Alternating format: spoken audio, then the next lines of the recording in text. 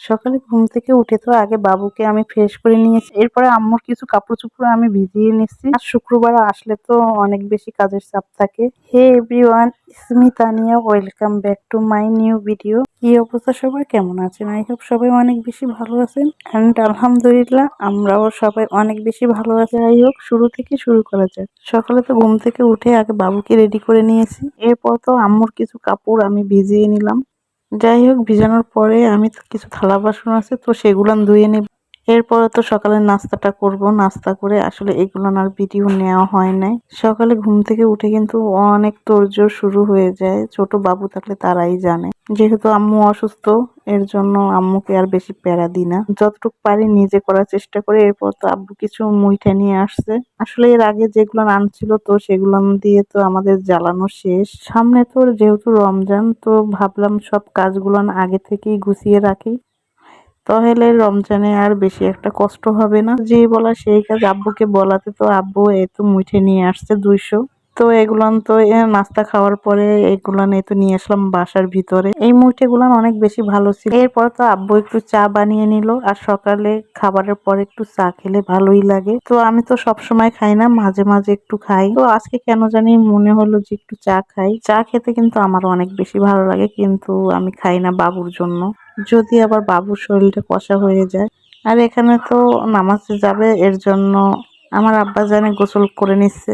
আর আব্বা জানে পানি পেলে তো অনেক বেশি খুশি হয়ে যায়, পানি থেকে উঠতেই চায় না। তো আমি দুই একটা ধমক দিয়ে একটু তাড়াতাড়ি করে ওরে গোসল করিয়ে ওরে রেডি করে ওকে নামাজে পাঠিয়ে এরপরে আমি রান্নার কাজে চলে যাব।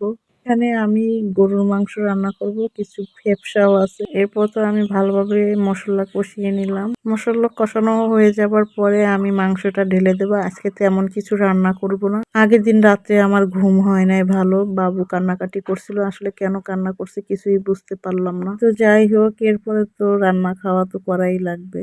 তো আজকে আর তেমন কিছু রান্না করব না ভাবছি। ডাল রান্না করব, মাছের ডিম ভাজা করব, আর মাংস ভুনা করব। অনেক শাকসবজি তো আছে, তো এগুলো আজকে আর রান্না করব না, ইনশাল্লাহ কালকে। এরপর তো এই যে দাদা নাতি চলে যাচ্ছে নামাজের জন্য। আর আজকে আমার রান্না করতে অনেক বেশি লেট হয়ে গেছে। আর এই মুরগিটা মনে হয় অসুস্থ হয়ে পড়ছে, তো দেখি তাকে ওষুধ খাইয়ে দেব। আব্বুকে বলছি ঔষধ আনার জন্য। আসলে এর জন্য আমার পশু পাখি কিছু পালতে ইচ্ছে করে না, এদের জন্য অনেক বেশি মায়া লাগে। আম্মু তো বারবার করে বলছিল এটাকে রান্না করার জন্য, কিন্তু আমার মেয়ে তো অনেক কান্নাকাটি করতেছিল আর আমারও অনেক বেশি মায়া লাগতেছিল। আর আমি তো কাপড় চোপড় ভিজাইছি, ভাবছি যে আমি ধুয়ে দিব, কিন্তু আমার রান্না করতে করতে তো অনেক বেশি লেট হয়ে গেছে, এর জন্য আম্মুই ধুয়ে নিচ্ছে। আরো তো ওইদিকে বাবু কান্নাকাটি করে। এই তো ফাইনাল লুক অনেক সুন্দর হয়েছে। আর মাংসটা খেতে কিন্তু অনেক বেশি ভালো লাগছে। শুধু কিন্তু সলিড মাংস একদমই ভালো লাগে না, মাংসের সাথে যদি একটু কলিজা, তিল্লি, এরপরে ফ্যাপসা দেওয়া যায়, খেতে অনেক বেশি ভালো লাগে। এরপর তো বাবু কান্নাকাটি করতেছিল, তো কে বললাম নিশি বুনুকে ধরো, আমি রান্নাটা করে নিই। এরপর তো নিশি ওকে রাখলো আর আমি এই তো রান্নাটা করে নিলাম। আর ডিম ভাজাটা অনেক সুন্দর লাগছে। এটা কিন্তু বড় সিলভার কাপের মাছের ডিম। মাছটাও যেমন স্বাদের ছিল আর এই ডিমটাও অনেক বেশি মজা লাগছে। আর অনেক দিন পরে আমি মসুর ডাল রান্না করতেছি, পাতলা করে রান্না করব। আর মসুরের ডাল খেতে কিন্তু অনেক বেশি ভালো লাগে। এরপরে তো মসুরির ডালটা সেদ্ধ বসিয়ে দিয়ে আমি টুকিটাকি যে কাজগুলান থাকে তো সেগুলান করে নিচ্ছে। আর এদিকে কিন্তু আম্মু এই তো ডালটা ঘুটে নিচ্ছে। এরপরে পানি দিয়ে তো বলক করে নিয়ে আমি বাগারের জন্য এখানে শুকনো মরিচ আর পেঁয়াজ দিয়ে বাগারটা করে নিব। রসুন নাই, এর জন্য রসুন দিলামও না। রসুন দিলে কিন্তু খেতে ভালো লাগতো। আব্বুকে বলছি রসুন পেঁয়াজ আনার জন্য, আসলে এগুলান সব শেষ হয়ে গেছে। তো আব্বু আজকে বাজারে যাবে, তো নিয়ে আসবে বলছে। আসলে আমাদের লাইফ স্টাইলটাই এরকম, আমরা কিছু শো আপ করার জন্য করি না। আমার লাইফ স্টাইলটা যেরকম আমি তেমন ভাবেই প্রেজেন্ট করি। আমার কমেন্ট বক্সে এখন পর্যন্ত খারাপ কোনো কমেন্ট আমি পাইনি, আলহামদুলিল্লাহ। আমাকে সবাই ভালো ভালো কমেন্ট করে, যা থেকে আমার আরো আরো ভিডিও করার উৎসাহ বাড়ে। ভালো ভালো কমেন্ট করার জন্য সব আপু ভাইয়াদেরকে অসংখ্য অসংখ্য ধন্যবাদ জানাই।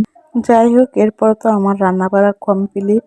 এখন আমরা সবাই মিলে খেতে বসবো। এই খাওয়ার সময় হয় যত আমাদের ঝামেলা। আসলে একসাথে খাবার খেতে বসেও একসাথে খাবার খেতে পারি। যখনই খাবার খেতে বসি তখনই বাবু উঠে, জন্য তো আব্বু বাবুকে নিয়েই ভাত খেতে বসে যায়। সবাই মিলে একসাথে খেতে বসলে আসলে খাবার খেতে অনেক বেশি ভালো লাগে। একা একা খাবার খেতে তেমন একটা ভালো লাগে না। যাই হোক, এরপরে তো আমরা খাওয়া দাওয়া করে নিব।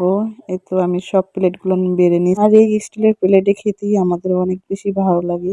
এরপর তো আমরা 5 জন লোক 5টা প্লেট নিয়ে নিলাম। আর 3টা তরকারি অনেক বেশি মজা হয়েছে আজকে। তো আমার আব্বাজানকে তো ভাত মেখে দিতে হয়। তো আমার হাতের ভাত মাখা খেতে নাকি ওর অনেক বেশি ভালো লাগে, এই জন্য ভাত বেড়ে দিলেই বলে বড় আম্মা তুমি একটু মেখে দাও। যাই হোক, ওকে মেখে দিয়ে এরপরে তো আমিও খেয়ে নিব। সকাল থেকে একদম দুপুর পর্যন্তই অনেক তোড়জোড় থাকে, আর বিকেল টাইমে কিন্তু কোনো কাজ থাকে না। তো আমি খুঁটে খুঁটে একটু নাস্তা বানানোর ট্রাই করি সবসময়। যাই হোক, খাবার দাবার শেষ। সোনার বাংলাদেশ আজ এই পর্যন্ত। সবাই অনেক বেশি ভালো থাকবেন আর আমাদের জন্য দোয়া করবেন। আমিও আপনাদের সবার জন্য দোয়া করি।